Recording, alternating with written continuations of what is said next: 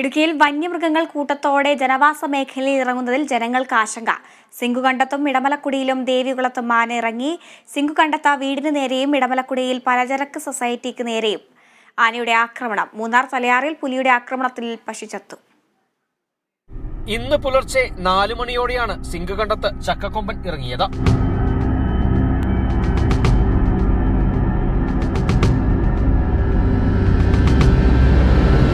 സിംഗുകണ്ടം സ്വദേശി കൂനമാക്കൽ മനോജിന്റെ വീടിന്റെ മുൻഭാഗത്തെ ഭിത്തിയിൽ ആന കൊമ്പുകൊണ്ട് കുത്തി. ഭിത്തിക്ക് വിള്ളലുകൾ വീണു. മുറിയിലെ സീലിംഗും തകർന്നു.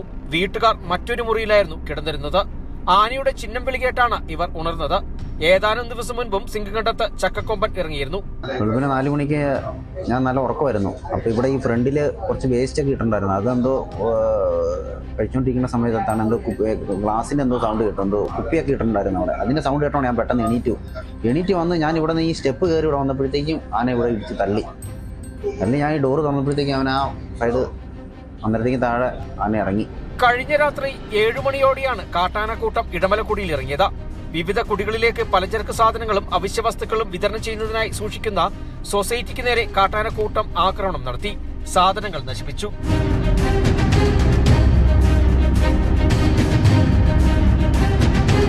ദേവികുളം മിഡിൽ ഡിവിഷനിൽ കഴിഞ്ഞ രാത്രി 9:30ഓടെയാണ് പടയപ്പ ഇറങ്ങിയത്.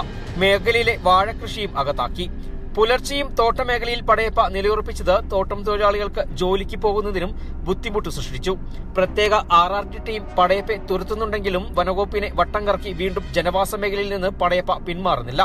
തലയാറിൽ കഴിഞ്ഞ ദിവസമാണ് പുലിയുടെ ആക്രമണമുണ്ടായത്. പ്രദേശവാസിയായ മുനിയാണ്ടിയുടെ പശുവിനെ പുലി ആക്രമിച്ചു കൊലപ്പെടുത്തി. 2 മാസത്തിനിടെ തലയാറിൽ മാത്രം 5 പശുക്കളെ പുലി കൊലപ്പെടുത്തിയതായതാണ് നാട്ടുകാർ പറയുന്നത്. തലയാർ എസ്റ്റേറ്റ് കടമുടി ഡിവിഷനിലെ മുനിയാണ്ടി അവர்களுடைய மாடை இன்னைக்கு 3:30 மணிக்கு 9B காட்டில் வச்சுட்டு அடிச்சுட்டு, அப்போது இந்த வீட்டு பக்கம், அதாவது வந்து இந்த ஆளுக ஜீவிக்கக்கூடிய பக்கத்தில் வந்து ஒரு 100 அடி வித்தியாசத்தில் இந்த மாடு வந்து அடிச்சுட்டு, அதனால் அவங்கெல்லாம் டெம்பரரியாக தான் இருக்காங்க. அவங்களுக்கு இந்த மாடை வச்சு தான் வாழ்வாதாரம். அதனால் நீங்கள் கவர்மெண்ட்டில் இருந்துட்டு ஃபாரஸ்ட் டிபார்ட்மெண்ட்டு உடனே இதை வந்து சக்தமான நடவடிக்கை எடுத்து இந்த புலியை மாற்றதுக்கு நீங்கள் ஏற்பாடு பண்ணணும்னு കടുമുടി മക്കൾ സാർവ കേട്ടുന്നു. തുടർച്ചയായി വന്യമൃഗങ്ങൾ ജനവാസ മേഖലയിൽ ഇറങ്ങിയതോടെ ആശങ്കയിലാണ് നാട്ടുകാർ. Bineesh Antony, Kerala vision news, Idukki.